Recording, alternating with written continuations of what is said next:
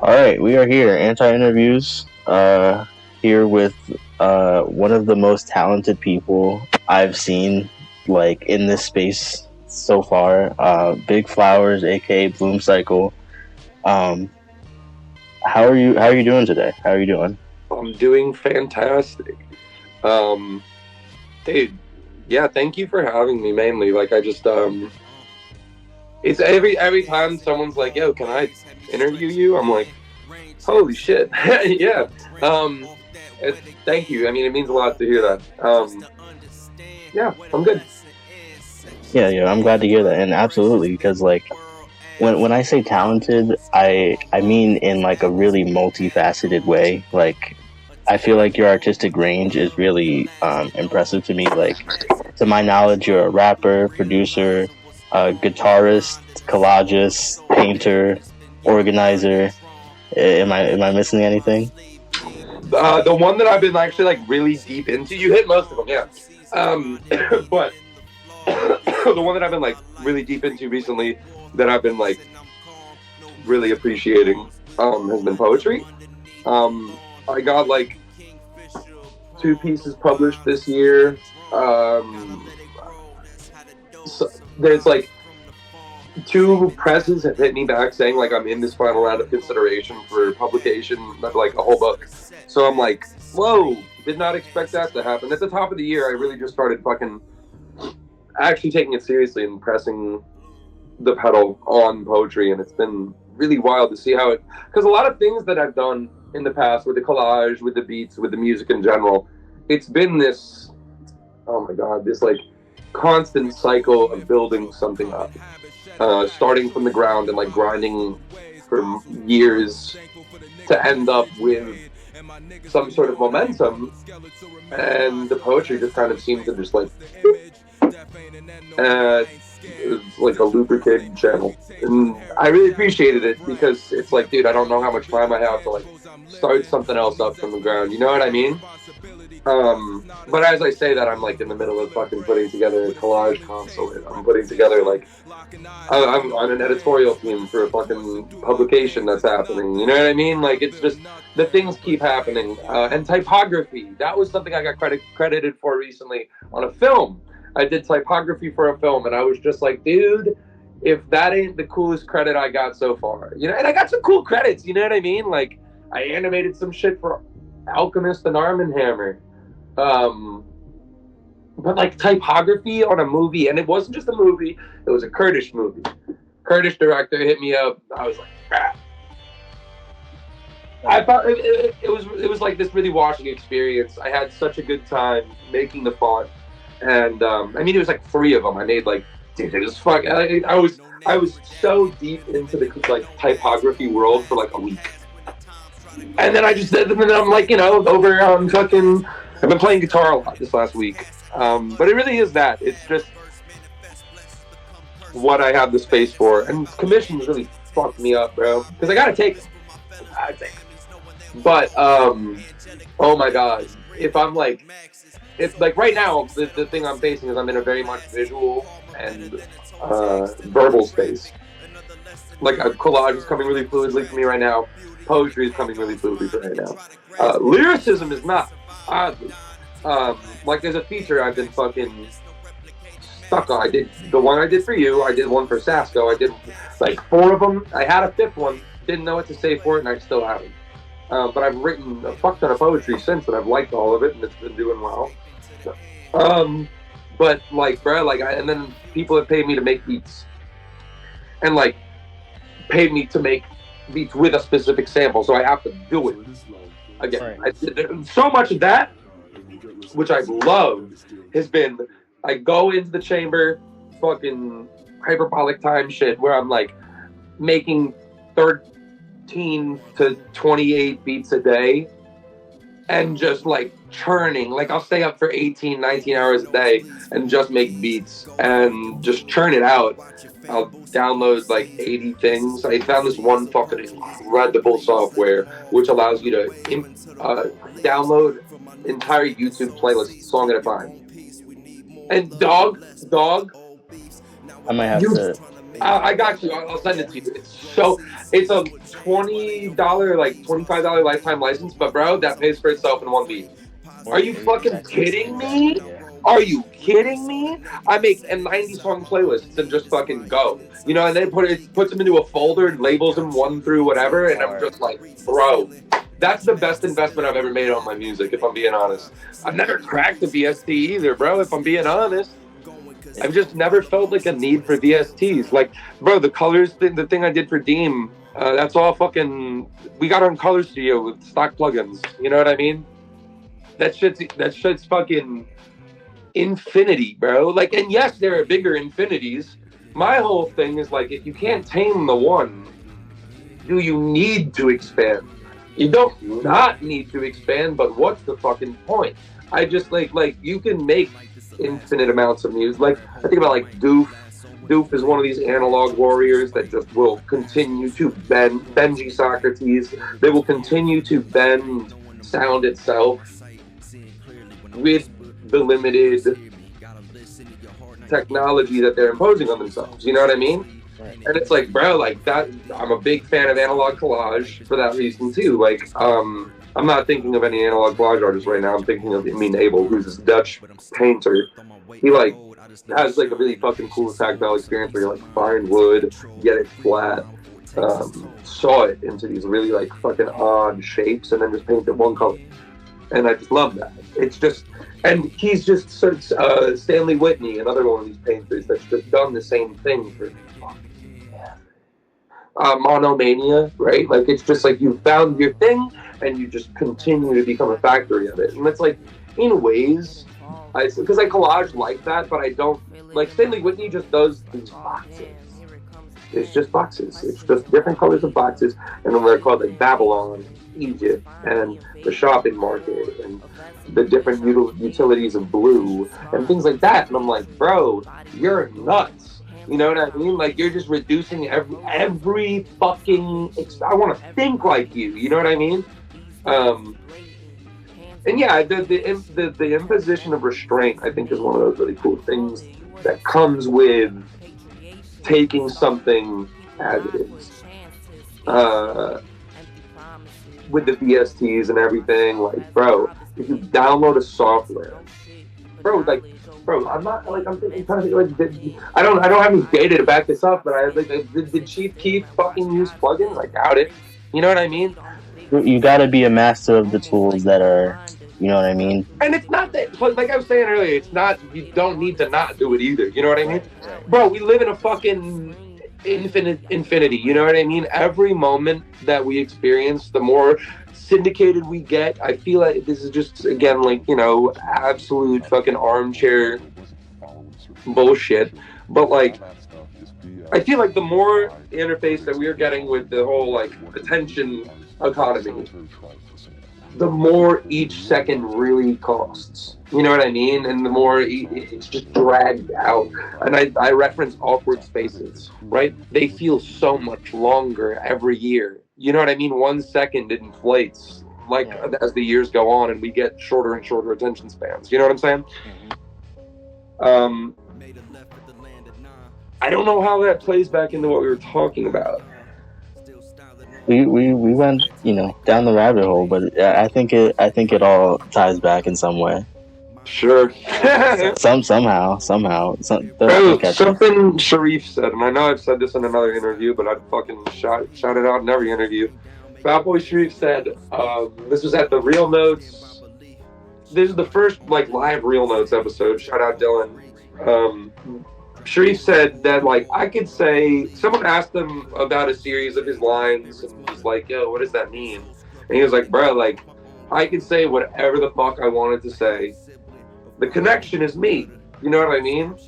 Like, at the end of the day, and like, this is where me extrapolating beyond what Sharif said. That's essentially what Sharif said. But I just think that little modicum of self, because I don't feel like he said it in this big protesting, profound way. He was just, you know, kind of like Sharif is. You know what I mean? He's casual with it. He likes to take, like, and he's very serious about what he does. But it's just like a question like that, he's gonna take it lightly. You know what I mean? It's just like, bro, like I said it. You know what I mean? Like that's connection.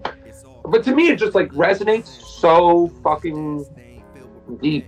The more I think about it, like, bro, like you are a conduit of your lived experience, and as we enter this realm of like individuality even further, not just the separationism that comes with Western and American like culture of like the divestment of home, but more so just like individuality. People are not just being recognized. Like you hop on the phone with me, it's like you can't like I know just by practice what we did. You can't boil down what I do into one word. You know what I mean?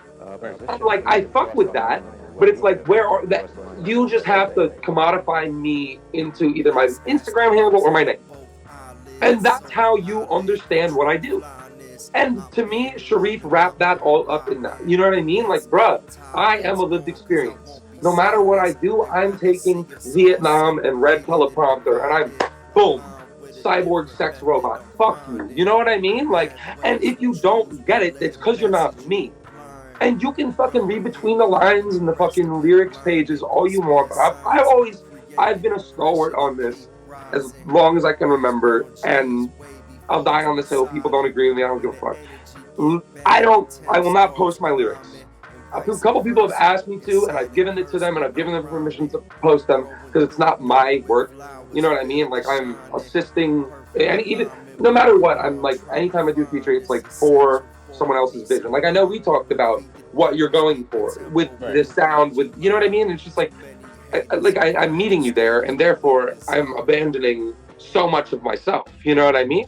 Mm-hmm. Which is liberating as shit, just as much as it is like transactional. You know?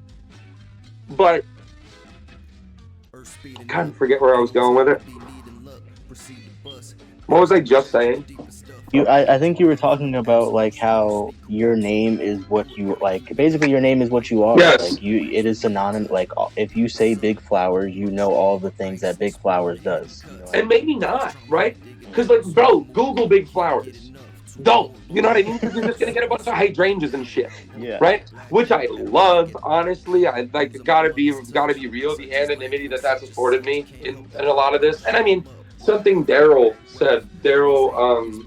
10K Daryl, right? Like I don't know how DJ Paradise is how he goes, what he goes by now.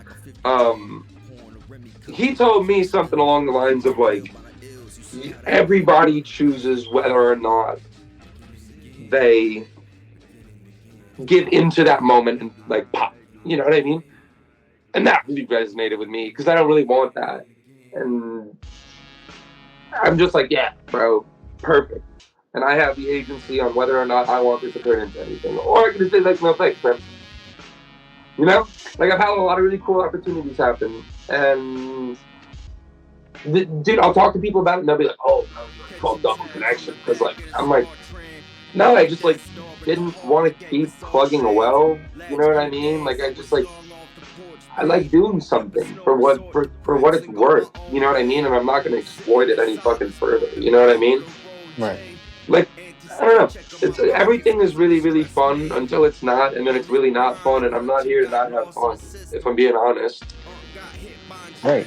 Absolutely. Because there's a lot of people that are willing to submit the fun part for the acclaim and the attention that, or the financial gain that garners that. And like, I already have to submit a lot of the fun because I'm trying to say something with what I'm making, and it's like I'm not saying that in any like, you know, hierarchical way. I think that honestly, in a music setting, trying to say something makes it less musical. If I were to critique doing that, you know what I mean? Like, and I find like people like D'Angelo, like I think about that song, The Charade. Like what a brilliant example of like just like folding a commentary into something that can be catchy and digestible. Erykah Badu, you know what I mean? Like the real poets of that craft, lyricism. I just don't see the music that I'm making as like the being so verbose or whatever. It's not adding to the musicality of it per se. Me trying to like make a commentary is not adding to the musicality. If I'm making like a critique on my own music, I think it's detracting from it because I get caught up in it a lot. But I'd rather make that sacrifice on the musicality and the fun, because it's not so fun to talk like I'd be talking about like my ancestry and shit. and just like the lived experience I've had with that, which has been pretty like emotionally, like I don't know what happened to the word traumatic. I don't know if it's overused or whatever. Fucking, it just seems to be thrown around in every situation, and I don't know what to use it for anymore. But I just had like a really tumultuous time ancestrally with culturally within my life, and grappling with that. Like, I mean, I'm Iraqi Kurdish, but I didn't know that when I was watching Iraqi Kurdish people getting mustard gas during Saddam Hussein's whole thing, right? And so, like, understanding that when I find that out when I'm like 27, 28, it like this weird emotional coil that just starts around, and I have no idea what the fuck is going on, you know? And that's kind of like I address this, and like in features too, bro. You know what I mean? Like this dude, you ended up with like a really fucking casual feature at the end of the day. Like I feel that this dude blanked on got a feature for me, and I think it ended up being really hot. But I'm like talking about my personal ancestry, and like not in the very like, you know, remove kind of like bird's eye generalist way that can be relatable. It's like very directly about being Iraqi Kurdish. You know what I mean? And I'm like, bro, I mean, like, I don't know if that's what you paid for, but there you go. You know what I mean? Like, but in a sense, it is what they paid for, because it's big flower. It's, you know what I mean? Like, respect. And I do have a weird time grappling with that, where it's just like, I feel like I expect the thing from myself in a way, and therefore I feel like people expect what I'm expecting of myself from me. But they're not. They're just expecting what they know I'm capable of. Right. You know what I'm saying? And like, I forget to give myself that grace so often, to where I'm just like anxious about a commission, like, oh, they're gonna fucking hate it. You know what I mean? And then I stave it off, and I like lose the opportunity to like, you know, get another project because I'm taking longer on this project because I'm like, fuck, I suck at what I do because I can't like fucking make this like perfect idea of what I feel like would meet that concept, right? But then I forget that I've always never been able to conjure what I've been able, the perfect idea. You know what I mean? And just like, I end up in a vacuum of fucking processes, and I just forget that I've existed outside of that moment a lot. You know what I mean? I'm there with the fucking stick and the flint and the steel, and I'm like, I know there's something here. You know what I mean? yeah, no, absolutely. And it's like, I feel like I definitely feel those same anxieties as a beat maker, and I can only imagine how that's multiplied through your various hobbies and things that you do. Like, yeah, I mean, one thing I will say is there's a lot of levity that comes with the myriad of things that I do. I don't give a fuck if anybody resonates with my poetry. It's sick when it happens, but like, I mean, I don't know how much of that has to do with the plethora of the situation. More so like just the like the failed attempts. I have done poorly at things so many fucking. I continue to do poorly at things, like all the time. I feel like, or at least like in situations where it's like I know I could have done better than that. And it's like, you know, giving yourself grace, but like, I forget where I was going, bro. My memory's been so fucking shot lately, and I think it's no irony that I just released this album about like yeah, exactly. Yeah, but like, it's not even about forgetfulness, it's about like identity and shit, but it's literally like memory is happening to me as a thing. Like, I just keep forgetting shit, bro. Like the shit that I'm literally talking about. It's fucking annoying. That this is, you know, product of weed consumption. I mean, yeah. Periods of time. It's that, for sure. It's that. I also just fucking... I think a lot of it has to do with the general philosophy of collage. Everything is a little snippet. You know what I mean? Everything's its own little shape, and like one to the next, bro. You know what I mean? Like, it's how I write my verses, too. As long as I can remember the one little fucking linking thing, I can remember the whole verse. Every line leads into the next one, in my eyes, you know what I mean? Which is, again, why I bring it back to the Sharif thing so often, because it's just like, bro, like, there's something this dude, Eric, told me the other night. He used to be like a lead photographer for, like, forget which one, Vogue or whatever, fucking French fashion photography publication. Couture, maybe? I don't fucking know. But he told me about this term, ligne directrice, which just kind of like referred to this idea that everything you do will always fall in line with this one thread of intent, whether or not you'll be able to articulate is ambiguous, sure, you know, but like you're always doing you. And like, you know, like, I mean, does it need a term? I think it's cool to have one. The French do, you know? But it's just like, be it playing video games on a Saturday afternoon or like making the masterpiece we all know you could. You know what I mean? Like, it's all part of the same line.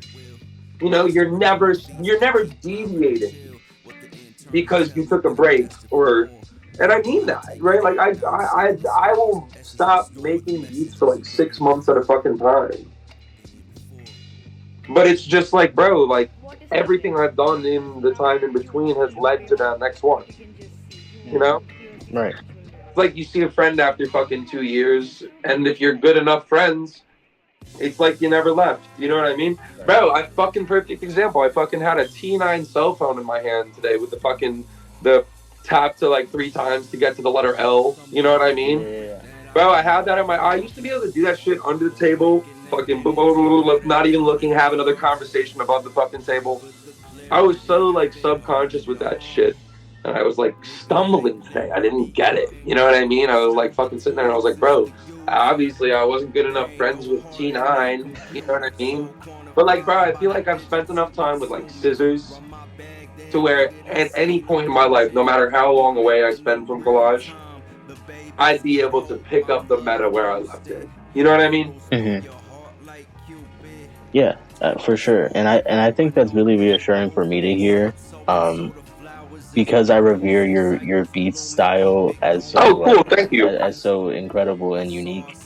Like, I think it's really encouraging for me to That's curious. Just have to, like, you know, just step away and then just come back to it, because I struggle with having to like feel the anxiety of having to continue making beats, especially because that's like my main thing. Like, sure, and that's something that I remember this one conversation I had with a friend years ago, and it was like he just started picking up the trumpet, and he was like, why would I do anything other than the trumpet? And I was like, bro, because you're a human, like want to do something else? I don't fucking know.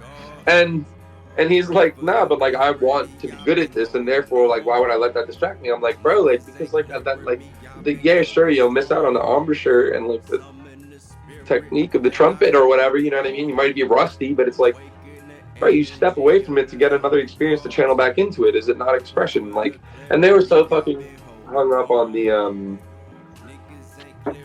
virtuosity of it, right? Like they wanted to be so good at the thing.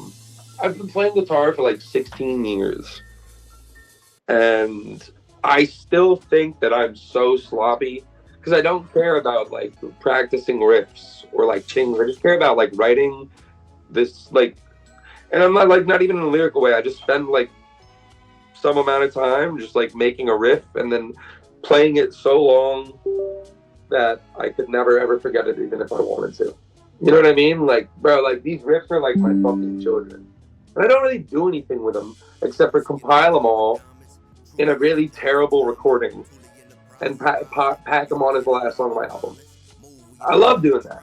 It's great. The first album is that's on video, like 13 minutes, 15 minutes of just like random fucking shittily recorded riffs that I like. They're like tattooed into my soul. Save the Bees, it has one which is really cool. I think it's like just field recordings essentially. Just like I was just going around recording a bunch of shit, and these 3 conversations really stood out to me. And they're over just random acoustic shit. And then the last one was like Meru, which is like, I always feel so crazy talking about Meru when I haven't even released Save the Bees. Because it's like there are still things that need to get done for Save the Bees. Like it's in its engineering stages still, which like people have like been like, bro, don't you feel like it's been 3 years since I recorded it? And I'm just like, bro, I trust the process, and I trust Gang. You know what I mean? Like, Gang at PTP, they've been one of the most like influential people to work with, among, beside, under, around. You know what I mean? They're so, I think it all comes back to Gang, because he is so committed to community and is uncompromising on it. You know what I mean? Like, the amount of things that he could tell you that he's done is like, it would be like, nah, bro. You'd literally be like, no. And like, I know you, like, we've all been desensitized enough to shock value things. You'd still be like, bro, what? Because you'd imagine that he's so much more recognized for what he does. And I'm not even gonna go air out. You can literally like find it. You know what I mean? I'm not gonna go air out all the shit that he did, because he's too busy talking about like Desde and Nakama and all these incredible, like, largely Brooklyn rappers. You know what I mean? Like, and like, but also like, bro, like Iranian bands. You know what I mean? Like, bro puts on, like, he genuinely just puts on anything that's adjacent to resistance, anything that's adjacent to like liberation is just, he is a vehicle for it, an engine for it. He is Ghost Rider. Like, I don't know if you've ever seen Ghost Rider, Spirit of Vengeance, when he can just like ride anything and then make it fucking Ghost Rider. Like, he fucking was riding like he was riding like this big fucking like oil rig type of looking thing, and he made it all flamey and shit just by riding it. I was like, is that your power? You can just ride things. So if you ride it, it gets leather and flames and skulls.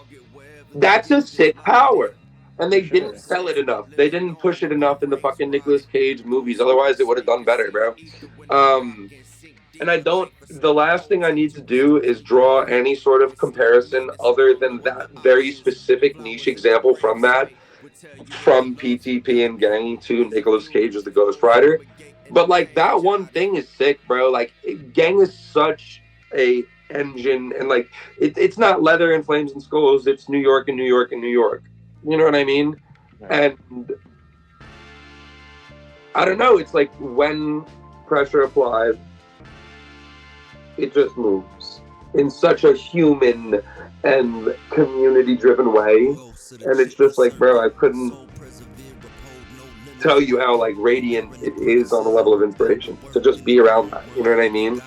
And it's not like I'm not around it all the time, like just in the real, but it's just knowing that's going on, and the fact that I've been part of that community and I've intersected with it in ways, and this, that, the third, and I've met so many people through this network, right? Rich, Kaya, Desde, fucking Queso, Jesse, Silence. It's just like the list goes fucking on. And oh my god, Nakama, bro. One of the most incredible rappers I've ever met in my life. He's a beast. Like, oh my god. I had to fucking perform after him twice. Directly after him twice. It was so intimidating. And then there was this one fucked up moment when Marcus tells Sasko, or Sun Moonby, right? He tells Sasko that, yo, you know that song that you have? I don't even know if I should fucking say this because Sasko hasn't released the track list yet, but like, I don't know. Whatever. Around it. Yeah, sure. I mean, whatever. I don't even think it matters. I'll ask Steve and I'll let you know. But like, tells him like, yo, there's a song, I know that song that you have, which is like that crazy ass beat where I start it and Nakama finishes it, but there's like a 2-minute gap in the middle. You should totally hit Michael up and have him stitch our two verses together. And I was like, you know what, Marcus? I was like, I don't know how to feel about that. That seems like such a ridiculous thing to ask of someone. They're both so fucking talented, and their styles are so distinct. And I'm like, maybe, right? Steve says it works. They all say it's cool. So I'm like, all right, then, you know? But that's back to like, that's like one of the most nervous verses I've ever taken. But it's just giving myself that grace and trust in what I've done. I feel like Philadelphia ruined trust, not to the city, the organization of the 76ers. They ruined the idea of trusting a process. bro. Like when it ends, when the process, it's been about a bro, decade. when the process ends with like, bro, my mom loves basketball. She's been following it. She don't even know who Markel Fultz is, bro. She don't remember Jalil Okafor, bro. And I'm not trying to be a dick, bro. I'm just trying to, like, if I'm being addicted to the Philadelphia 76ers as an organization, how the fuck did you trade for fucking Markel Fultz when Jason Tatum was on the block? And sure, maybe he didn't look as good as you, but like, I'm just like, bro, what a fumble of an organization, and to ruin the phrase "trust the process" in that, bro, because it all ends with Ben Simmons like leaving in such a dramatic fashion, and then Joel Embiid pulling Mitchell Robinson down as the Knicks are doing outstanding for the first time. 5-year gap in between those two events. I know, bro. I know, and it's like, bro, the downfall, the fucking slippery slope of the last 5 years of the 76ers organization is like one of the most ridiculously metaphorical things in terms of like that trust the process, when the process is exploitative and fucking, and like, bro, when there's a good process that's been incubated with like kindness and just benefit and the path of least resistance. I talk about this idea a lot, about the path of least resistance of the greater, right, or the whole, as opposed to your own self, right? Like it's this concept that just precipitates in what we've understood as life, biology. The path of least resistance. Water takes it. Physics too, right? Electricity takes it. Gravity takes it. The path of least resistance is always going to be found. And like, yes, emotions kind of complicate that. Intentions kind of complicate that. But at the end of the day, no, we're all just seeking the path of least resistance for what we choose to, right? And it's interesting. You see when people make their path of least resistance for themselves. And then there's the people that they make the path of least, community workers, right? Like aid workers, things like that, right? For the greater good. And like, I don't know, a lot of the times I wonder as artists, like, how ethical in that sense is our work. Which is why I try and do a lot of organized work, right? Like versus so much creation, just as much curation, this, that, the third. And I think there is the carnal, hedonistic function. And I don't say hedonism in the way where it's like, kill the heathens. More so just we all, it's a spectrum, you know what I mean? Like, you don't be gray, Kafka, fucking, don't be Ken and Barbie, but, you know, like how hedonist, I mean, I don't know how Ken and Barbie, don't be an orgy, sure, Caligula. It's just the spectrum, right? And it's where you occupy it. And it's like, like for those moments, art is the function, right? The music, when you finally get that moment where it's not just like you're bobbing your head or whatever, when it really fucking reaches into your fucking cavities and just like wrecks you, bro. You know what I mean? Those are the moments to me, and art too, visual art, poetry, every art. When that happens, the resonance, and that can last a lifetime, right? But you can only pay an artist once for that. You see what I'm saying? It's a weird fucking thing that we built. And I don't wish it was a different way. I don't think there's a better way to do it, because fuck you, I'm too busy doing things and trying to survive. You know what I mean? I hate when people expect you to have a better answer. You're not imposing that. I'm not trying to, but I get exactly what you're saying though. Projecting into the void. But as my fucking favorite meme account once said, if you keep void posting, there won't be any void left to post. So let me shut my fucking mouth. You're not lying, and I think that's really interesting when you talk about the artistic responsibility of artists. Like, and that was one thing I wanted to ask you, because I wanted to bring up your Bro, you had questions? I'm so sorry. I have a bunch of questions, brother. Bro, all right, so do that. You've been letting me spiel, which I appreciate, but what you don't know is I'll do that for 3 hours and then be like, all right, see ya. Real. Okay, we'll definitely get into the questions for sure. But I did want to bring up the Palestine zine that you did, because I think this goes into what we're talking about really well. Like, or how did you come up with that idea, and how do you think as artists we can try to incorporate different levels of activism into our artistry, and what level of responsibility do you think we have to that? So the project itself, I have 4 or 5 very close people to me who are Palestinian American, or one is Palestinian Saudi, and seeing I'm of Middle Eastern descent as well, so just like these kind of like global perceptions of brownness, seeing it on display in this way, just kind of like really just from until today still, you know what I mean? It's really hard to operate without wanting it all to be about liberation. And so I was just like, what do I do that could do that? Because I'm not, as much as I want to, I've never been able to, like, I've done like a couple songs where I'm like directly speaking about the Palestinian-Israeli genocide right now. But like the art, I've never been able to like be like, I'm going to make this and then I can make it. I'm so bad at that. So like everything that I've made that's been like intentionally for Palestine, it doesn't look anything like liberation, but it means it to me, you know what I mean?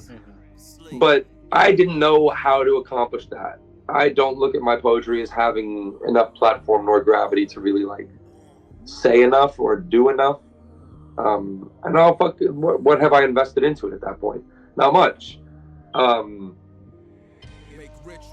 So I'm not like hung up on that, but it's just like I've made zines before. I've done 4 or so iterations of this one zine series, and I have like another 8 ready to print. And I'm like, I know how to make a zine in a fucking week.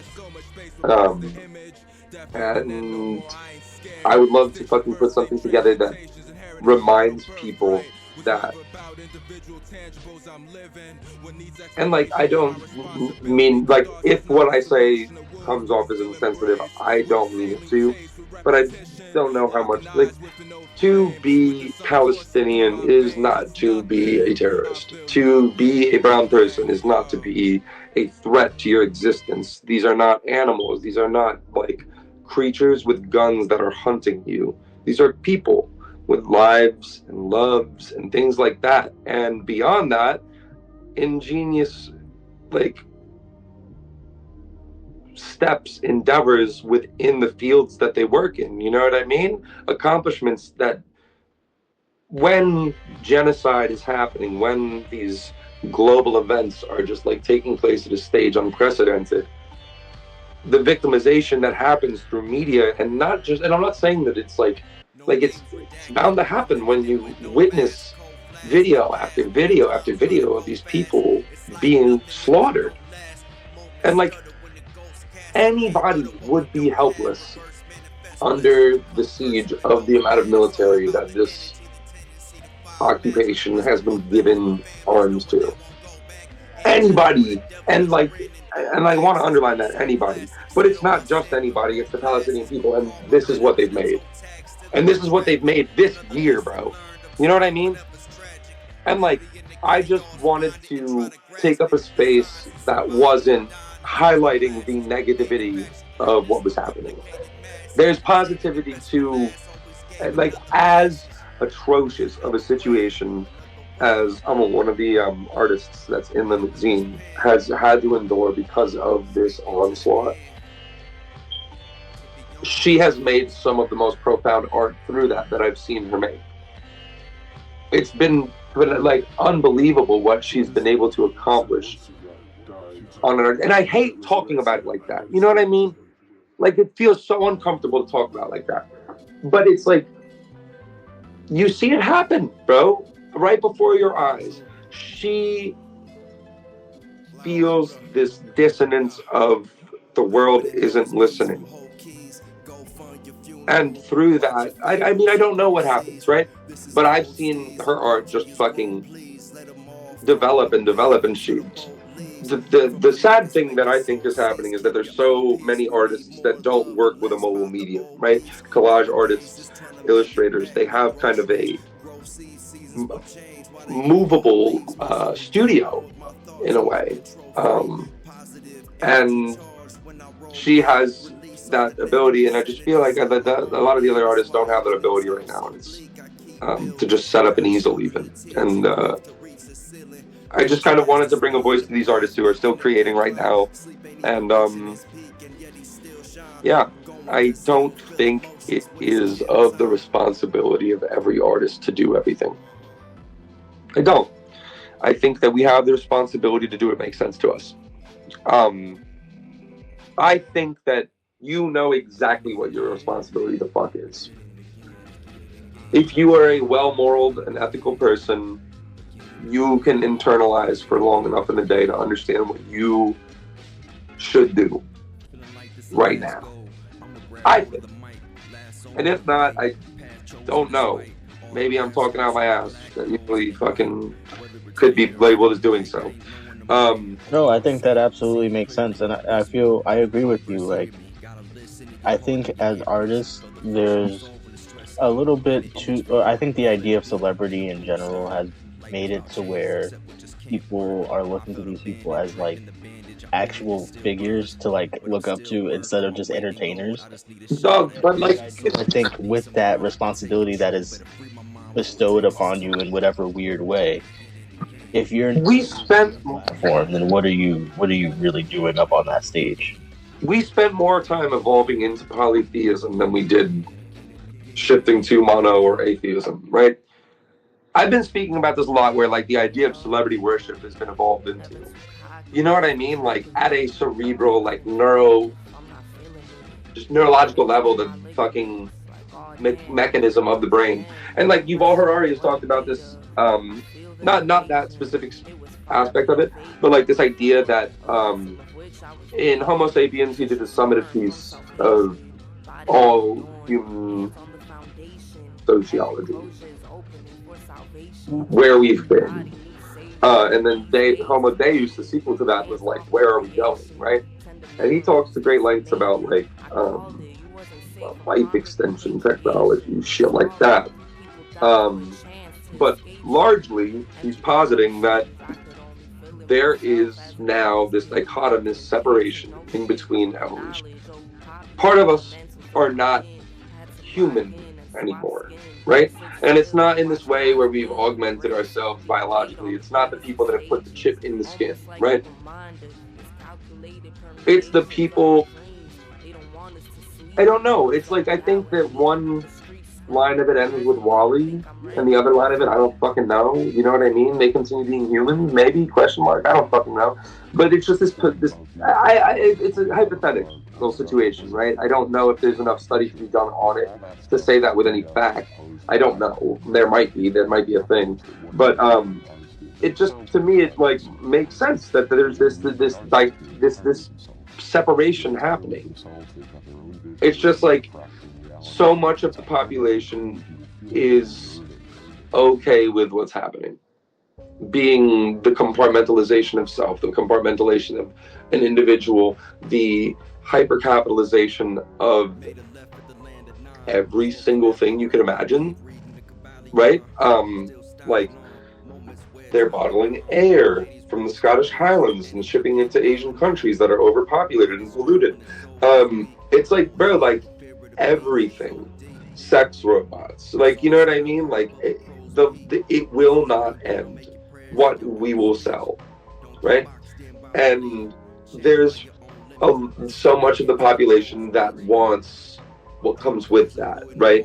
Because it leads to productivity or whatever the fuck a smart fridge leads to, you know what I mean? And here I'm, again, armchair, bro. I don't know what I'm talking about. I don't read all that much philosophy or current events or this, that, and third. But it's just like, then I feel like that, like, it's not, I don't look at it as a situation where it's like, there's this species difference, you know what I mean? We are all here together, you know what I mean? But it's just like, I don't know, like, I can't look at another person and be like, you're the answer. You know what I mean? Like, you're what I'm going to talk about. Taylor Swift or Travis Kelce, whatever. Like, I love talking about the Knicks, but it's like I more get caught up in the scheme of basketball as a designed sport. You know what I mean? The X's and O's of it all. You know what I mean? Because game theory is sick. But the celebrity of it all has just always really been lost on me. And I mean, I say that to say, like, I treat my friends and people that are creating at a level close to the ground very much like celebrities. Because I feel like people deserve that. And if I'm going to give that, like, if humans have been evolved to past the point of hunter-gatherer and there was a person who excelled at one of those things, you were evolved into celebrity worship, right? Me too, bro. You know what I mean? In those ways, y'all are my celebrities. You know what I mean? And it's like, I don't fucking need to take up space with that. Like, with the, like, I got really, like, why is everybody talking about the Drake beat for 3 weeks? You want to shout out your friend? You want to shout out Palestinian awareness? Like, I'm just like, but it's like, again, like the kind of conflicts what I said earlier about not having responsibility. I think in a situation like that, it just kind of hurts as someone of Middle Eastern descent to see the attention span drop when the attention span could have been held. People were talking about boycott about a week into boycotting, and then y'all have the fucking y'all got the tank for 3 weeks of Drake and Kendrick beef though. Am I missing something? You know what I mean? People are still getting hundreds of thousands of views off reactions to. Oh, yeah, I know. Multiple fucking publications ate for probably 3 months off of the attention that shit got. But, I mean, same with the media outlets that are covering the Palestinian war right now, you know what I mean? Like, exploiting the coverage on that. Just clickbaiting every single thing that happens there and just being like, look. A modicum of information that we've censored. You know what I mean? And shout out the real journalists, the people that actually deliver what's happening. Shout out Resistance News Network. They're like an on-the-ground signal channel that just updates from Palestinian soldiers, news reports, press conferences, this, that, the third, just about that perspective of what's going on. And it's biased, sure, you know what I mean? But, again, spectrum, you know what I mean? And, like, being able to have the visibility of both sides. And, I don't know, I don't know, I don't want to get into that conversation right now. What was the third thing you asked? I think you pretty much answered it. Just about Palestine zine, how we can incorporate activism and what level of responsibility. So, how you can incorporate activism, that's the part that I forgot to say. I think you need to take inventory with yourself on whether or not you have the lived experience to act as a foundation for personal activism. If so, what are you being active for? Again, then make that same consideration. You know what I mean? Have you lived enough experience in that? If not, would be outstanding of you to organize something. Use your resources to, and that's because, like, I don't have a lived Palestinian experience, right? That's why I wanted to curate something, right? Because it's like I can write about that, but how much does that really, like, how much gravity does that have? I would argue not that much, you know what I mean? Just like coming from, like, if someone was writing a Kurdish poem, like a poem about a Kurdish situation, it's nice, but it doesn't reflect the lived experience of a Kurdish person, you know what I mean? Same with the Black experience, right? And it's just like, I personally don't know if everybody has a lived, and I'm not saying they don't, and I'm not trying to, but if you don't, put your funds into it if you feel so engine to do so. You know what I mean? If you want to do something, I don't think everyone needs to make a Palestine song. I don't think everyone needs to make a gay rights song. I don't think everyone needs to make a black rights song. I don't think everyone needs to make every song. I don't think you need to comment on everything. I think you need to comment on the things that truly make you wake up in the morning and the things that you truly partake in your days. Because who else would we look to for those commentaries other than the people who are living those experiences? You know what I mean?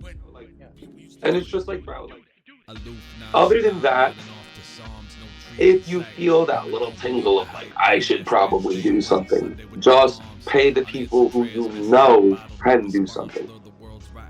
We're not asking everyone to do something. I don't think that, like, as a society, we want everyone to say free Palestine. I genuinely don't, right? I've heard so many people be like, oh, James should say free Palestine, blah, blah, blah.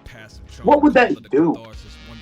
And, like, yes, I feel like, I'm not saying it shouldn't happen, but, like, does that shift the needle? No, because the celebrity worship really isn't a foundational thing. And that thing is already becoming, it's being used as like some like social media celebrity war thing where people are like, oh, this celebrity said free Palestine, but this one didn't. Bro, I see him, and it's like getting gross.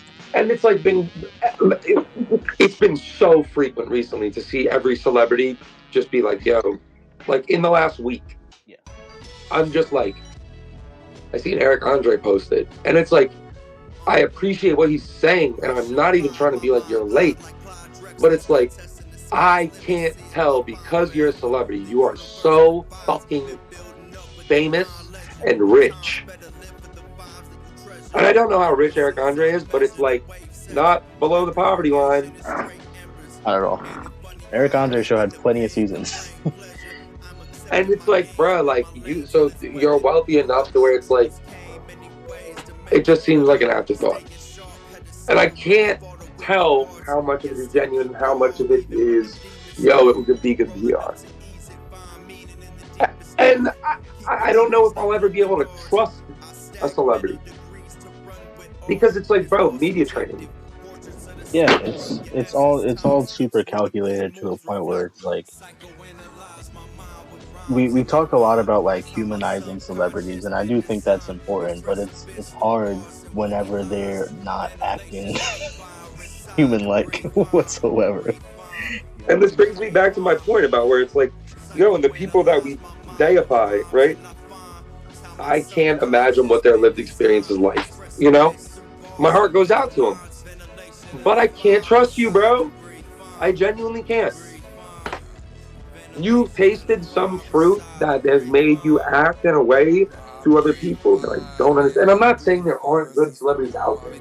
There are people that do good. I just never know. You can never fucking tell.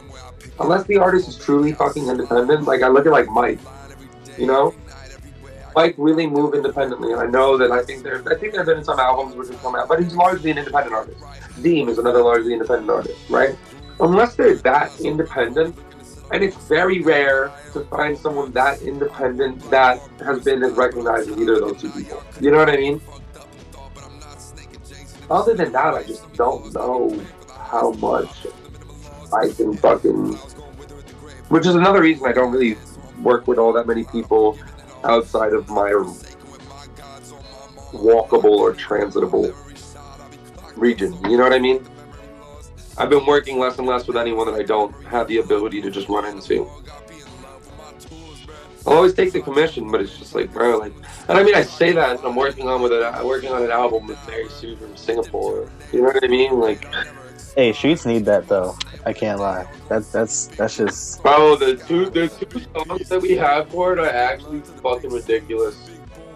There's one song that came out as part of this thing called the Ummm Initiative, which Shara, one of Cabulon, she put that together, and it is fucking incredible. I guess we did it together, but I kind of got caught up just thinking about her album, Full for Lilith. It's like one of the best albums in this year. Bro, so many good albums this year. Yeah, for sure. I do want to get into the album that you just produced. Memory with Sleep Okay, Sinatra let's talk about it. on the bars. Um, for you, talking about the album art specifically, is there a specific?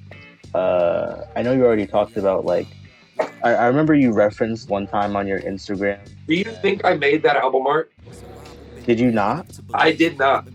Whoa, this is news to me. All right, so Nick Mass, my friend from Buffalo, I actually have like the pieces from that album art, like right here.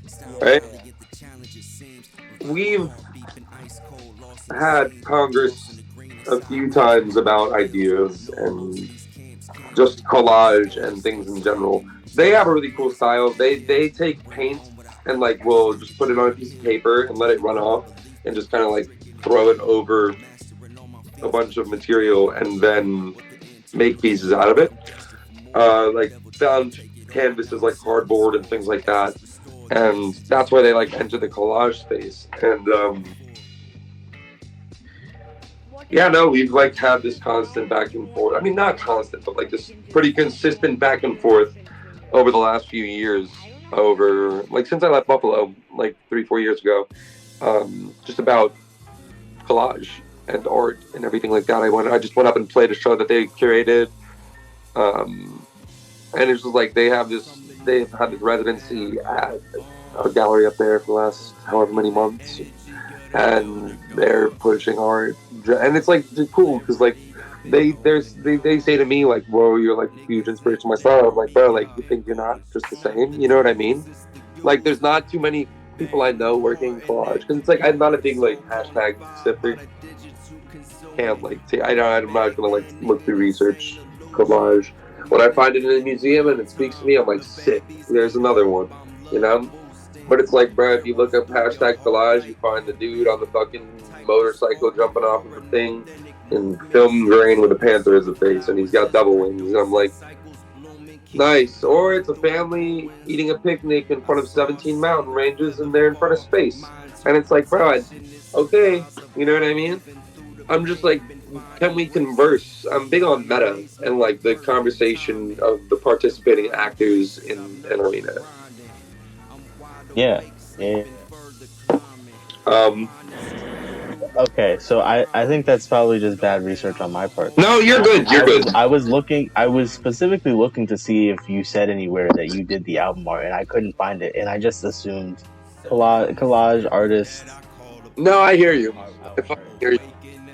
It's very evidently collage art, which I'm happy but that is something that I was talking to Sleep about wanting to import. Like, that's how I produce. That's how we put this album together. It's been 3 fucking years of collaged months that just end up being, you know, this period of time, like the man hours. That's the term that people use, man hours, right? It's a collage of man hours, bro, over the fucking last 3 years. Like, at the end of the day, we worked on the album for like 3 months. Total lived experience, you know what I mean?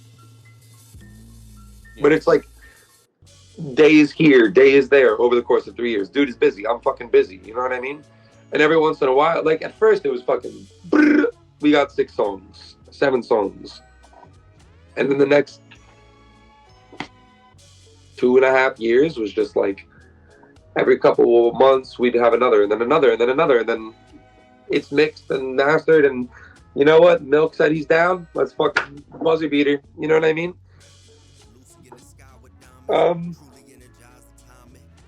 Yeah, it's, to me, I was like, I want a collage album art. How do you feel about this dude Nick's art? He loves it. Let's do it. Nick gets to work, and within 2 days, 3 days, he has the first draft. I'm like, bro, I don't think this works on a thematic level, but I love it. He's using it for one of his album arts, and then 3 days later, boom, what you've seen on Bandcamp and all of the publication. And like, Jamadi did like an alt art, which we ended up being like, let's do it for streaming because, like, you know, whatever, the streamers can have it, right? Because we want to give like space for both artists and this, that, the third. But like, there was something so special about Nick's. Jamadi did that album artwork like a couple weeks before he released the album. Me and Nick were talking about that album art for months. You know what I mean? Like he was really great about working with it, right? He also makes his pieces in a way that you can alter them very easily and you can interchange things very easily. It's like a toolkit, right? Which is really fucking, that speaks to so many levels about like how he's like affected my work. But yeah, I don't even know if you've asked a question yet. I'm just spewing already. No. Yeah, I was curious about the theme of the artwork itself and how it relates to the album, if any specifically, because I know you just mentioned that you don't know how it fits thematically. They are characters in motion, and a lot of them are very rotund that are not characters, the shapes themselves. And to me, the way that all hits together is that there's just constant cycle. The eulogies is way more to me like direct to the concept, where it's a character reaching off of a tombstone offering a flower, right? Like yourself offering yourself a flower on its deathbed, you know what I mean? And it's just like, bro, like that to me is kind of like what I wanted from Nick's artwork. And I think he delivered it in tropes. What I think it really shines, and like, I don't know if this has really played itself out online yet, but when the CDs start shipping out, like the way the front and back of the CDs come together, that's how Nick built the art. We've had to crop it to square fit for media, but it's a 2x1 collage that's like probably the size of my desk. And dude, like the thing is fucking gorgeous, bro. The full splay of it all, and you see the movement of everything, and like the one guy walking away from it all. You know what I mean? I love it. So I can't say it was not thematic. It's just I didn't imbue the thematic of it. You know what I mean? Yeah, that makes sense. I think it makes sense. And some things kind of work itself out after the fact in a way. Bro, that's how I live. Yeah, no, yeah. You find ways to connect it after it's made. Every single person I'm working on an album with right now, and even I'll just talk about the one that we're talking about. Me and Sleep. Oh, this is exclusive to your interview show. Yeah, sure. I won't tell anyone else this. This project started as it was called How They Buried Frank. Because flowers and Sleep Sinatra. You know what I'm saying? And so I'm just tongue-in-cheek with the way that I name the folders of the Dropbox folders that I send to people that have the beats in it. So I mean, the way that I do my beats is like I have a master folder and then I have a subfolder, and then I like give people the master folder. I'm just like, let me know what you want, and then I'll slide it into your private folder. And so like I need to name it something, and so I always name it something like that. Like with Shamar, we have this album that we're working on called, and my thought in that was just what we named the folder, and that's the name of the album. A lot of the time that works, right? But then sometimes, another time that we've been working on something, me and El Hobo over in Atlanta, we were working on something called the Nomadic Almanac. But at the end of the day, like me and Sleep did this too, where you just have to give it a thought, where we're like, is that what we're still saying? Let's address the actual content which we've made. Incidentally, what are we fucking talking about? And dog, 90% of the time, well, whatever, fuck a percent of the time, sometimes it transitions into a space where you are saying something entirely different. You know what I mean? And you just have to give yourself the respect to say, that project that I was making is dead. And respect to it. Marie Kondo, it's us. Thank you for it. Just like, I'm on to something else now. You know what I mean? And at a certain point, it was like that idea of Frank and the characterization of it. It just seems too like much of a caricature. You know what I mean? Where it's just like, we just thought it was like a little broader than that. And the idea of like, and the song Memoriam was already recorded. We didn't have the Desday feature at that point, but it was done, and we were both sitting there like, bro, this is the one. You know what I mean? Like, that deserves 2 tracks on the album. And it has 2 tracks on the album. You know what I mean? It's like, it is, to me, if not Tombs, if not Forensics, like those 3 are like the most, like, reach into your fucking soul and pull out the ether of the album. They may not be the boppiest ones, the ones that you throw on. They might be in the scare the hose category of music. You know what I mean? But like, they really did what I feel like we were there to do. And like, I think Sleep said it the best. He said, like, my whole thesis about ANTII and soul speeches. And like, if that's what it's about, bro, we did that the best on the whole album. You know what I mean? Like, the whole album was that, right? Down to the bonus tracks, the B-side. It was so fucking present. And on Origins, bro. Just like, the way that it all wraps itself up. And again, it's just like, you can't conjure that every day, bro. But when you can, you capture it. Anyways, what did you ask me? No, for sure. I think you pretty much answered it about like the album art, but I do think that's cool. Like, I find like this is a really, I don't know if I said it at the top, but this is a really dope album, like all the way through. Oh, thank you, dude. Yeah, absolutely. There's a lot of features on here, and they all bring something unique to the table, which I think is really cool. That's my favorite part about the albums that I've had like the liberty to produce at such a level, like with Old Grape God as well. What were you? I'm sorry, I kind of cut you off. I feel like. No, you're good. I was just gonna say, on Bandcamp, the album is described as an album meant to explore the cycle of identity, death, and rebirth as we carry on through time. And I feel this is a pretty apt representation of the album, as a lot of it seems to deal with like the material and non-material aspects of life meeting to explore new trains of thought. While producing this album, what has been your process for designing the soundscape? Was it intentionally designed to fit a specific sound, or was it more at a point of Sleep grabbing what moved him? At a point, it was intentional, like extremely intentional. I mean, even off the rip, I was making a pack for Sleep. Like, I think I made 6 songs that were called How They Buried Frank 1 through 6 or 1 through 10. But I think there was 10.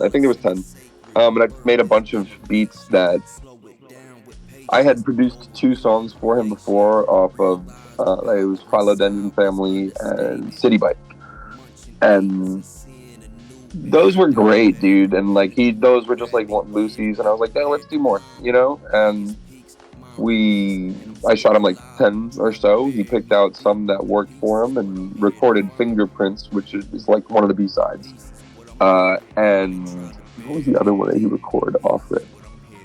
I think Tombs. No, Killing Time. It was on a different beat. It was Fingerprints and Killing Time. It was a different beat on Killing Time. And I was like, bro, these are crazy. Let's do more shit like this. And then he picked out, I think it was Exhaust, Killing Time, Tombs, Memoriam, and I'm blank, and Forensics. That was the other one out of the original pack.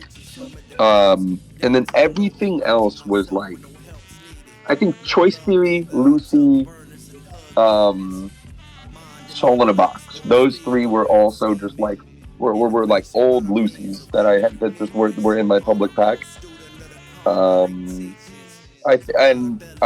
Wait, that was also like a unintentional. But everything else was like mid making the album. I think this would be cool. Like Old Grape God, right? That song, All This Grief, dog. That was like, I'm going to make a song for Old Grape God and Sleep Sinatra to talk about the cycle of life and death and rebirth. Yeah. And I rarely do something that intentional, but it felt right. You know what I mean? I felt like I had worked closely enough with Tron, and I was in a deep enough pocket with the themes of this album on a sonic level that I was like, let me do that, and I did that, bro. I feel, and there's this other beat that I made that I think Amitai Snow has right now that was like in that vein, and I was like, bro, that shit is fucking hot. But yeah, a lot of it was very intentional. Um, the thematic part of it later, but like we've been talking about, it's like Sleep was talking about something, bro. If you run back the list of songs that I said were like the original ones, there is a constant thread of intent on those songs about self growth and precipitation of self and identity and like letting go of the parts of yourself that you're not okay with anymore and giving yourself the grace to do that and the space to say, you know, I'm grown beyond that point and I no longer want to represent that. Salute to the person that I was that I because it got me here. You know what I mean? Exactly. And you know, there's a bit of the braggadociousness that I think I love about Sleep. He knows how to occupy that space well because it's not this boasting above you. It's like respect to everyone out there trying to get it. Look what I went and got. You know what I mean? Yeah. Um, no, working with him was great, dog. He was very elastic to that whole process of just bending and winding throughout. Um, I don't know. I have really like I think forensics is in like 9.8. I could not, bro. If you ask me to count origins for you, I won't. I won't, bro. I did want to talk about that, about your style of beats having such like a timeless, literally and figuratively, having such a timeless feel Thank to you. it. Um, how did that style like develop over time, or was Yeah. that just Oh yeah. naturally how you Um. came into beat making? No, bro. I was composing for so long. Me and Deem got on Color Studio off of composing. Like, bro, that was all VST stock plugins that I didn't touch. Like, I composed every single second of that. But then I don't know, dude. I had already begun. So, like, that song, along with a lot of other things that I produced at that time, were compose, sample, self, sample, compose on top of that, sample that. Um, and that was like the conversation that I was having with sampling at the time, and I was drawing the metaphors of collage over. I was like trying to apply that lens already, but then I took a class with Gang from PTP about sampling, and that really fucking pushed me to just treat sampling like collage and just give it the respect that I was giving like kids books that I would find on the street, which I give a lot of respect to. The way I collage is that I take a fucking kids book, go one page at a time. I take page one and page two because they're back to back, rip it out of the book. I cut every single shape I can out of that page, and then I make something with it. And then that's one piece, and then I do that for every piece in the book, and then I have a series, right?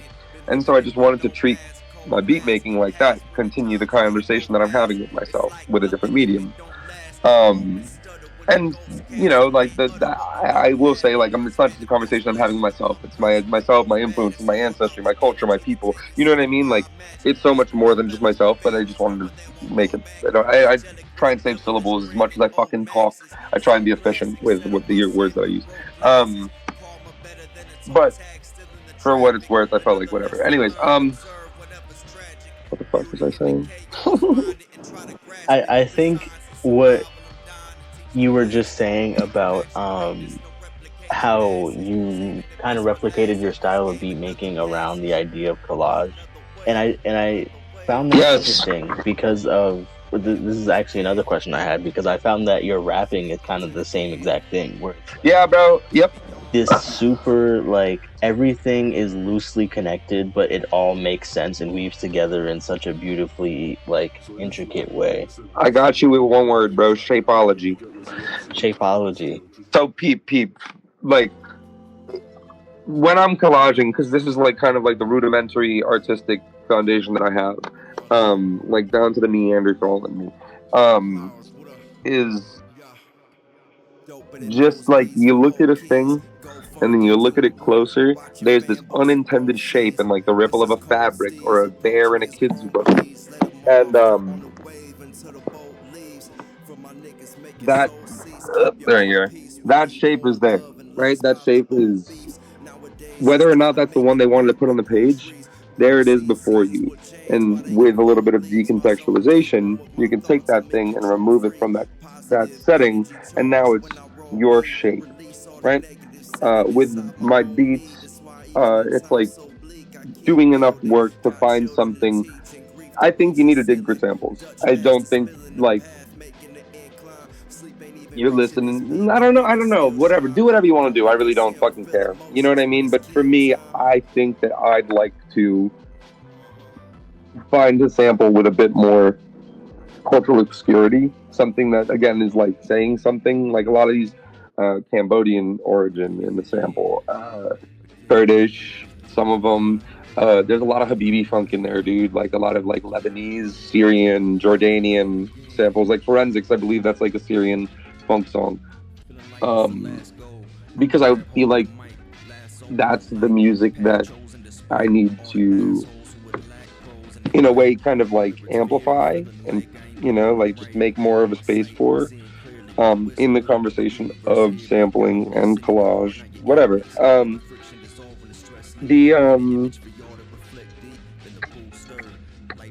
But then, yeah, it's like when I'm listening to the sample and I'm there with it, I just, as soon as I hear that shape, that thing where I'm like, oh, that's interesting. I don't know if you meant that. You know what I mean? In that way, right?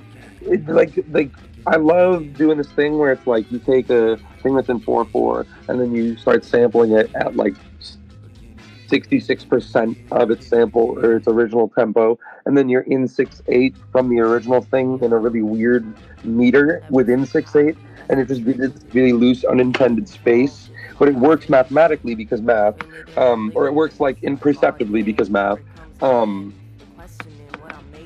and just like finding the shape, and then I can start making another shape that kind of fits into that geometry, and then the same with the lyricism.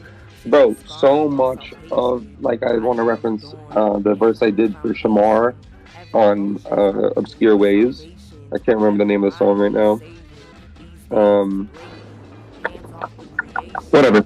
The song you and the fuck is it called, bro? Gwen did? Yeah. Speak Easy. Speak Easy, that's the one. Yeah. So, bro, I just like...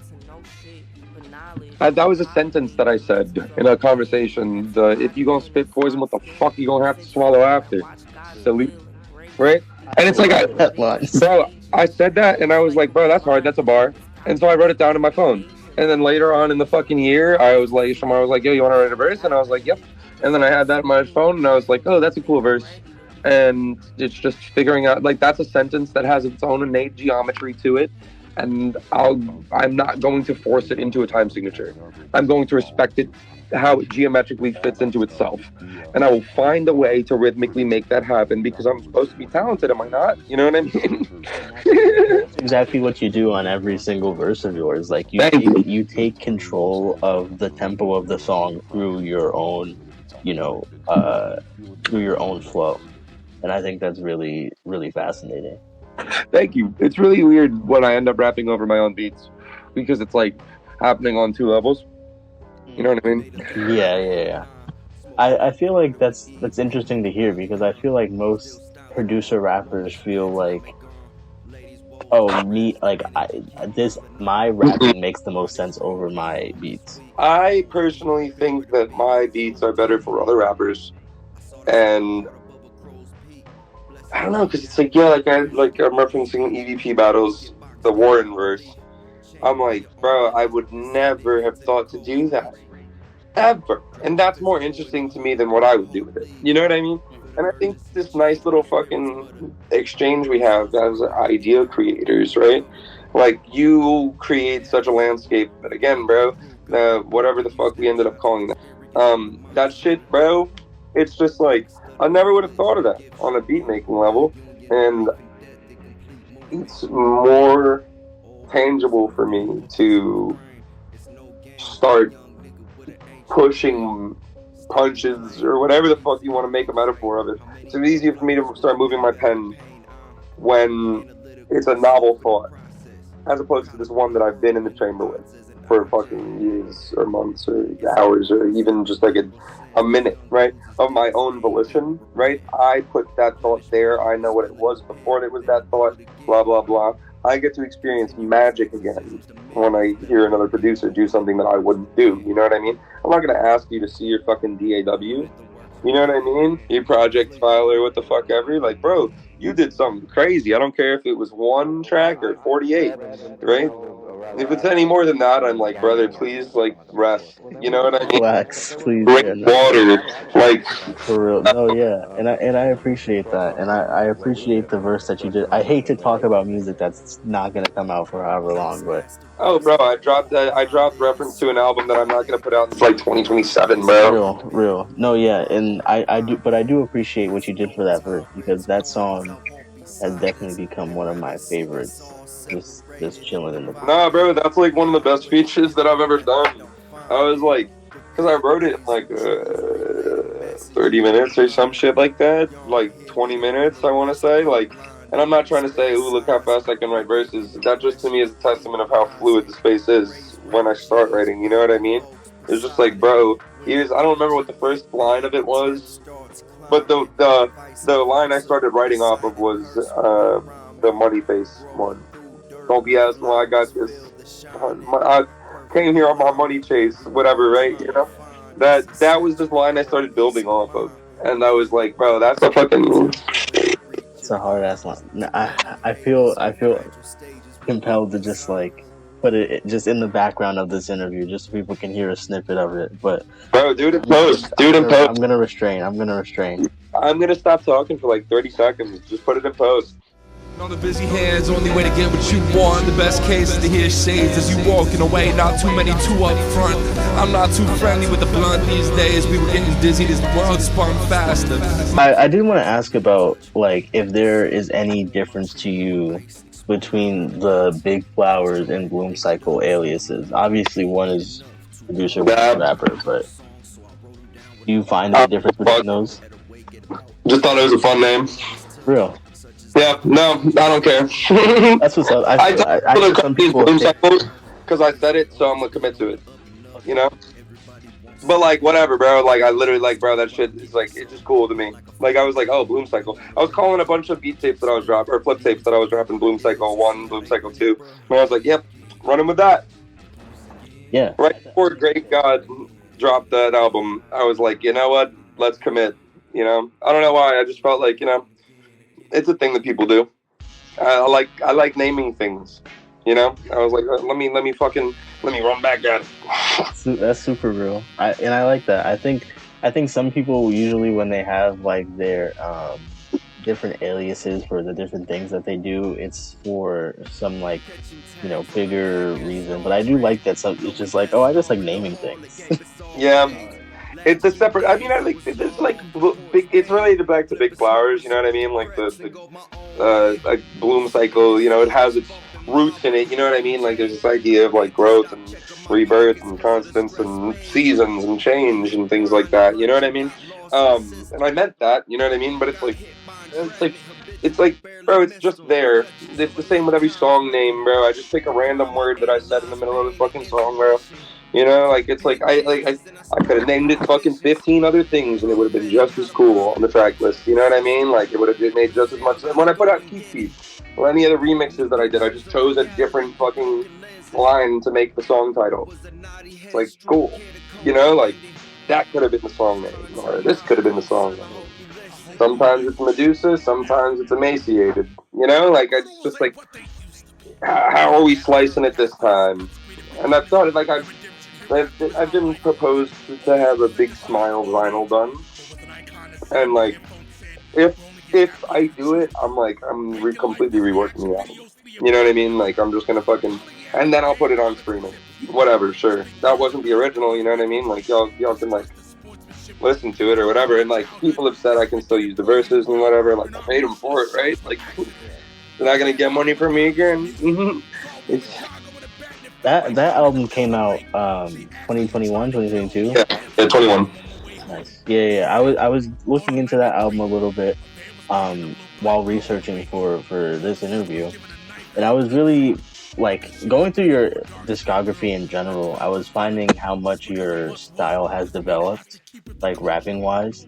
Yeah, I feel like you it were does, bro. some of your older songs. You were like super metered with your flow. Yeah, bro. I mean, in different flows. You know what I mean? What's it called? Postpone is like metered as fuck. You know what I mean? Like anything like type, super metered. You know what I mean?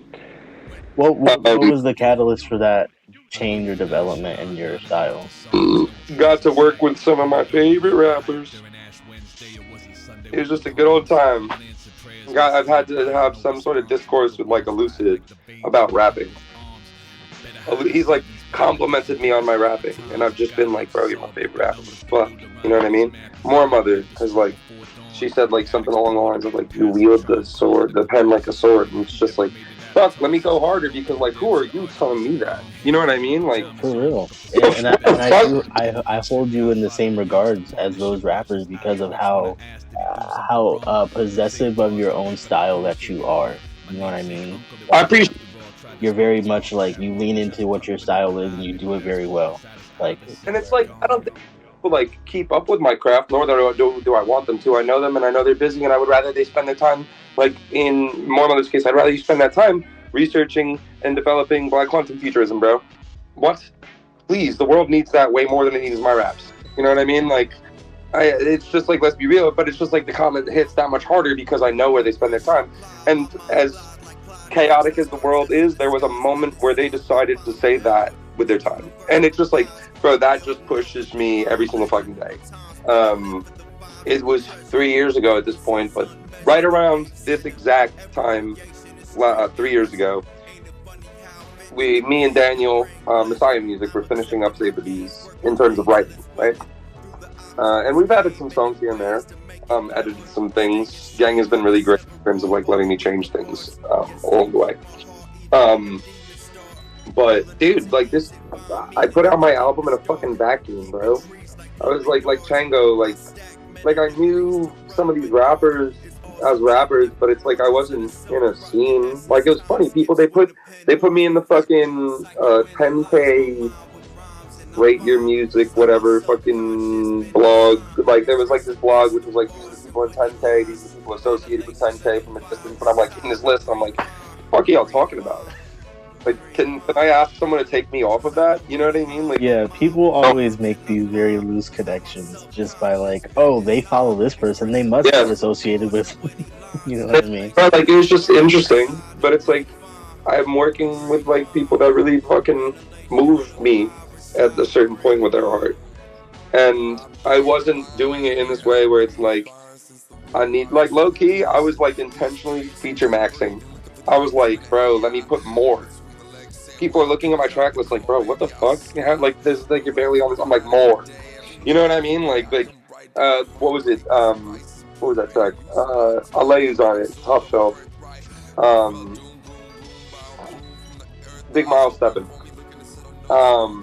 He, like, I was like, bro, there's 3 features on this album already? More. Give me another one. And he said some of the hardest, like, he said, wash your hands before you dap me up. I was like, yeah, bro. Talk about it. What? You know, like, that says the world. And, like, that album is what it is because of that line just as much as anything I said. You know what I mean?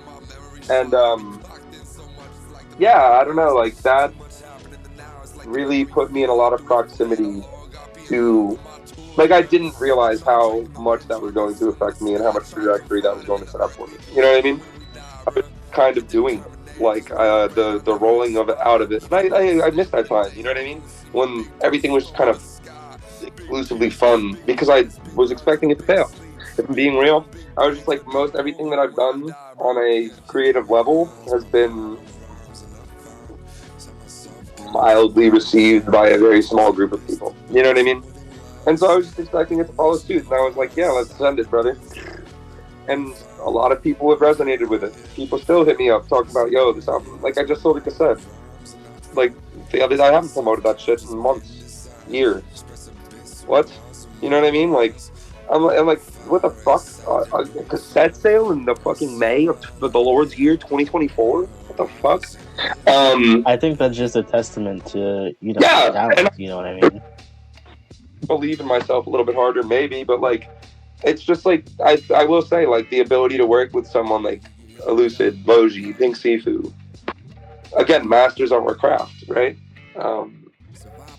It's just the ability to touch that space with them, and that's like these like very like pivotal points. You know what I mean? Like like it was like a real fucking. I'm like 27 at the time, and it's just like really jettisoning myself into this late stage adulthood. You know what I mean? Like at least coming from adolescence, it feels late stage. You know what I mean? Like I'm set in it. Once I understand adulthood and I'm here for a minute, and yet I can still do new things and create new experiences and push metas with people who are also doing the same thing. And that constant, I mean, bro, Elucid's like the best rapper I've ever heard. Like, I can't believe it. Like, every time I listen to him, I'm just like, what the fuck? And listening to him, there are other rappers too, but it's never as a consistent level of inspiration on just pen game. You know what I mean? And then Daniel's Messiah Music is hitting me up. He's been producing for Arm & Hammer, this, that, the third. After I dropped Big Smile, like 2 days after I dropped it, bro, was like sending me 60 beats. Talking about, oh yeah, just like then fucking Def C and fucking Makami used the same one of his beats, and there was, I'm like, that dude? That he wants to send me beats, and he's like, no, don't worry about it, we'll make an album together. I was like, really? Okay. But I could not fucking believe it as it's happening and everything. And then, I don't know, I'm a big Trilogy fan. And like, to me, it only made sense to be like, this is my producer album. Like my working with one producer album. Couldn't have asked for a better partner to do it with. You know what I mean? Like, I didn't even ask for that partner. You know what I mean? It just kind of fucking happened. And I was like, what the fuck? Fucking Willie Green calls me the day after I drop it. Like, bro, I see what you're doing. I'm like, what? What? Me? Okay. I'm like, fucking, I wish I had some sort of clairvoyance to know to see anything like prepared for it. Because it's like, I got really starry-eyed. I got really rose-tinted for a bit, And it like really just was a lot to get used to, which is why I feel like it was good for me to write Save the Bees and then just experience life and get. Because I was like, bro, at that point, it hadn't sunk in yet. We started writing it literally days after I dropped fucking Big Smile. Days. And then it was finished within 2 months.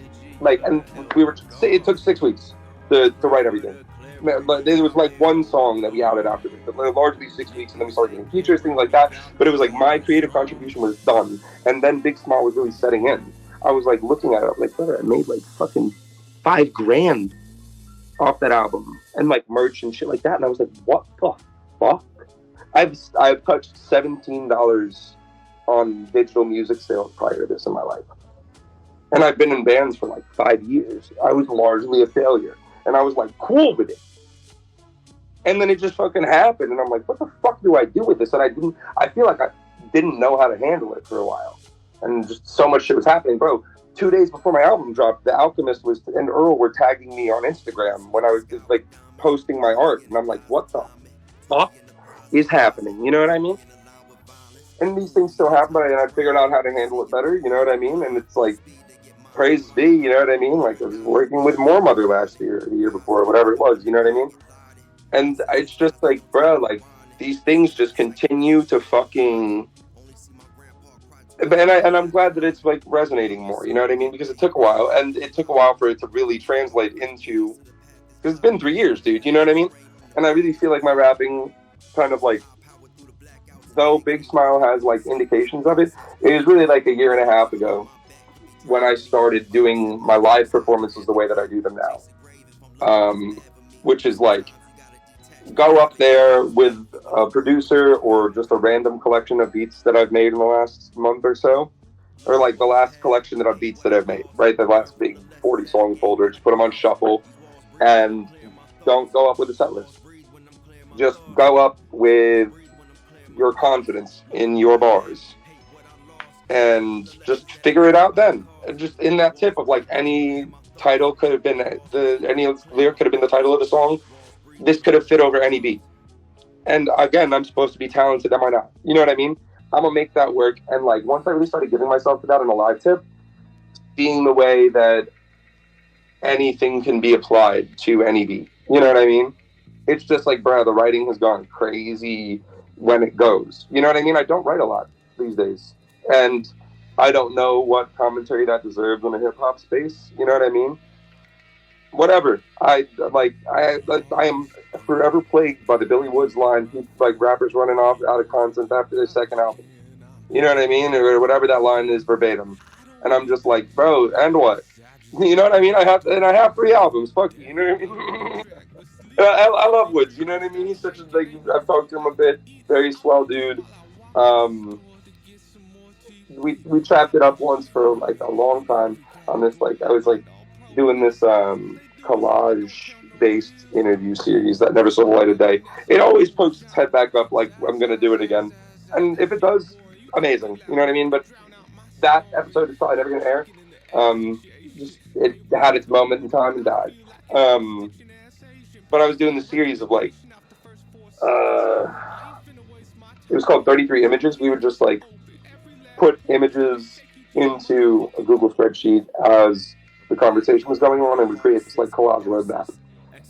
And then once the 33rd image was placed, we just ended the conversation abruptly. You know what I mean? I didn't say anything. I just knew it was the 33rd image. And then some 5 minutes later, I would like naturally find end closure and be like, all right, that was the episode, dude. Thank you. You know?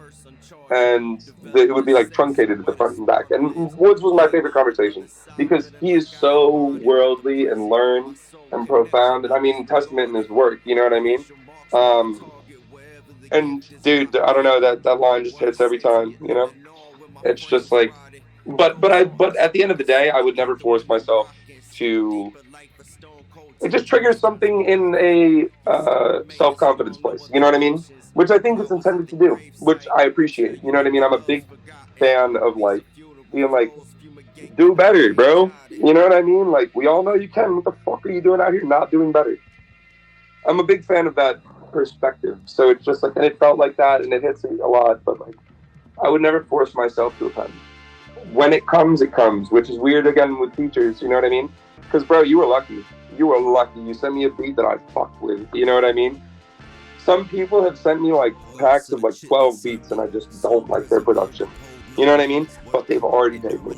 And I'm like, and I don't believe in sending someone their money back. I'm going to do my goddamn best because that's what you asked for. And again, I'm going to give myself that grace. People like it every time, you know what I mean? Maybe people don't. Sometimes the feature doesn't come out, and I'll take that critique, you know what I mean? But I'm going to give you my goddamn best, you know what I mean? But sometimes it takes me 6 months. Sorry. You know, I will not fucking force it. When I end up in that space, you'll get it, you know what I mean? For sure. And in reference to the song that we have together, I was fully prepared to not get a verse back for like a minute. Like I knew that I wasn't gonna be done with this project that we're referencing for a minute, so I was just like, okay, whenever I get it back, I'll get it back. And then I got it back like a days or a week later, and I was like, oh shit. When it hits, bro. I could sing you that beat right now. You know what I mean? That shit is magic. Appreciate that, man. I really appreciate that. Getting back to like the live performances. The what? The live performances, like you rapping live. Your writing and rapping style being as intimate and full of passion as it is. When performing live, does it become easier or harder to do so as a result of how emotional your written's can be? Oh man, I mean, it really depends on the moment, dude.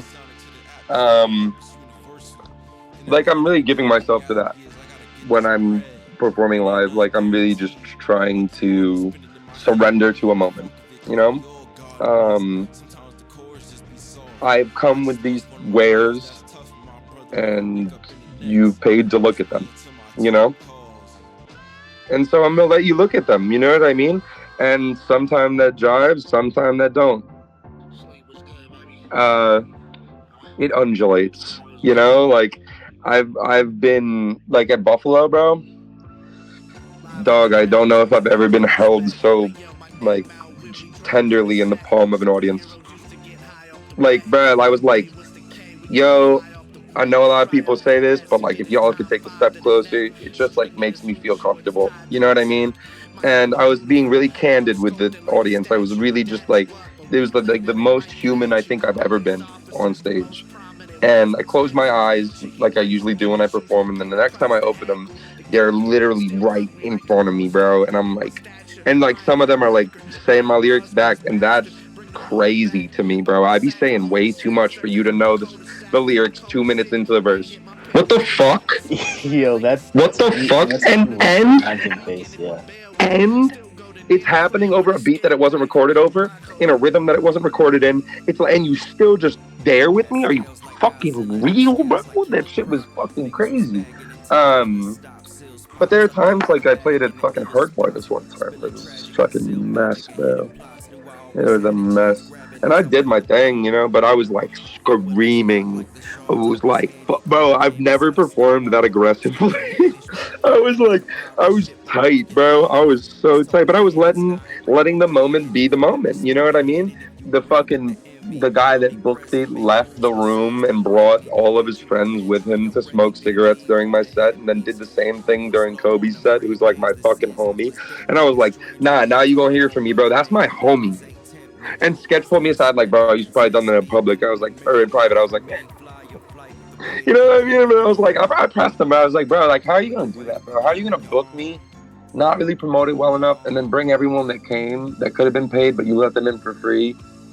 And it's like, I'm not doing this for the money. But as someone who books shows, it's just like, that's bad business, bro. That's bad business, bro. Like, because he didn't put more than $8 cash in my hand, bro. And it's like, and I'm not saying I haven't done similar numbers, right? But it's like, bro, what I can't pay in money, I can, because of fucking venue splits or attendance or whatever, I will pay you in my respect. You know what I mean? And I just believe in that. And that really spoke to me in such a negative way. And like, when I'm performing, I'm just like barrel chested, bro. And that one wasn't easy. You know what I mean? I lost my voice for that one. You know what I mean? But it's like, bro, it's testament to the shit. Like, I wouldn't give it up. You know what I mean? I wouldn't just be like, you know, let me give a half-ass performance. I wouldn't shorten my performance. I wouldn't give any less, bro. Y'all here with me? And Kobe was frustrated too. And he was right there with me. You know what I mean? And so were 3 of his brothers and 2 of his friends. You know what I mean? And that was the room, bro. That was the whole room. And so I was in there, and me and Steve was going through some crazy shit on a personal level. Sasko, he was doing the beats that night. And it was just like, bro, like, it was on some, like, fucking type shit. You know what I mean? Like, I've never done it again. And I don't know if and if it calls for it, I will. You know what I mean? But, like, I'm so happy to be in that space where I can just step into a sonic landscape, a social landscape, and just adapt, evolve, overcome. Yeah, and I think that's super powerful, to be able to embrace whatever's happening, like before, during, after your performance, and incorporating that in a way that just manifests itself into you being your truer self even more. You know what I mean? Yeah.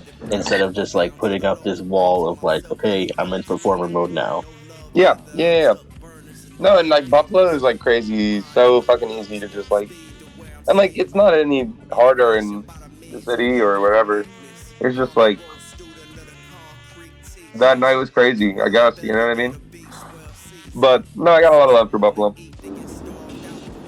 Yeah, for sure. Yeah.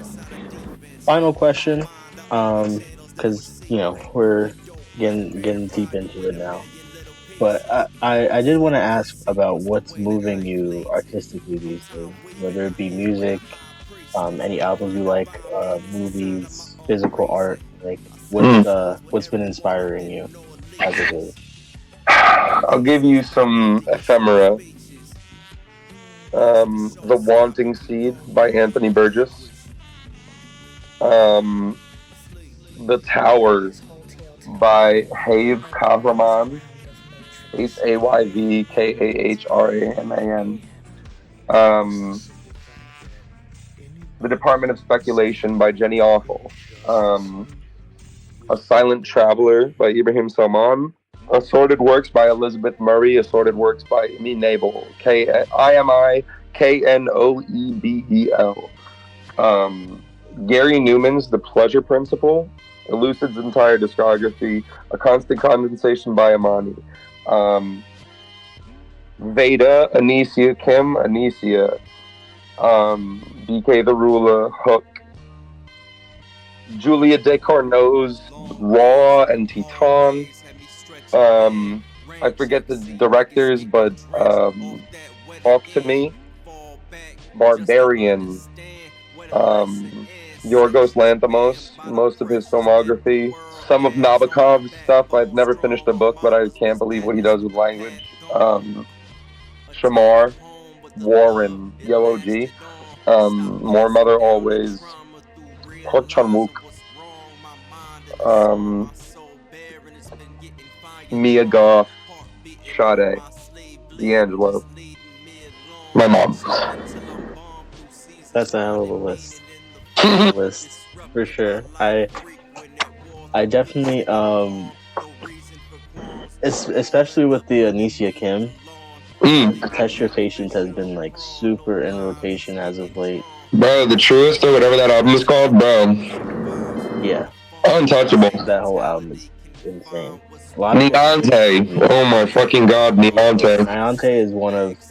I think I said it last year. He was Rookie of the Year last year. He put out some of the best... Bro, Demon Muppy is unbelievable. Absolutely insane. Dante's Inferno is unbelievable. God, yeah. I can't speak highly enough about Neonte. Yeah. If you're hearing this, come do an interview. Come fuck with anyway.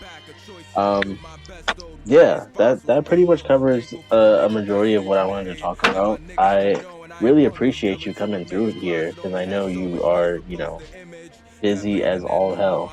Yeah, man. No, I mean, like, I appreciate you hitting me up, dude. Anytime that someone wants to get a glimpse into what I do, I take it as a compliment, and I take full opportunity to, like, open the books, you know what I mean? Because it's like, bro, I'll give anyone the sauce, because it's, like, what you do with it that matters, Yeah, and, like, real talk, I just want to, like, to continue the last question, I just want to say, like, community, bro. Like, the idea of community and humanism and whatever it takes to get to a level where people can be liberated and live the life they want to live, you know what I mean? That's been really at the core of what I've been doing. More so heightened since the Palestinian genocide had started, you know what I mean? Or the genocide of the Palestinian people. I don't want to leave any ambiguity in that wording. It's just like the highlight to be functionable and ethical has kind of become more bold, and I don't know, I've just been trying to step up to that, like, again, like that idea of like what I expect of myself and what other people expect from me. It's just like I'm trying to, like, hold higher expectations and continue these conversations and just kind of like make more of a space for it. But either way, that's like another thing that just like moves me to create. Yeah, absolutely. On that tip, free Palestine, free Congo, free Sudan, free Tigray, free Haiti, free all the world, free Kurdistan. If you're Muslims. So free literally every... Free West Papua. Free every occupied space by colonial powers. Like. Free Caledonia, as of very recently. Yeah, just it's a pretty colonialized world, and we as actionable communal people can stave a resistance against it, as much as there feels like this hopelessness. Faith is a real thing. Watch One Piece, you know what I mean? Like, please, like, we can do it, you know what I mean? Absolutely, 100%. 100%. Thank you for coming up here. Absolutely. Thank you for hosting me. Beautiful interview. Absolutely. I really appreciate your time. And this has been another anti interview. We'll catch you in the next one. Peace.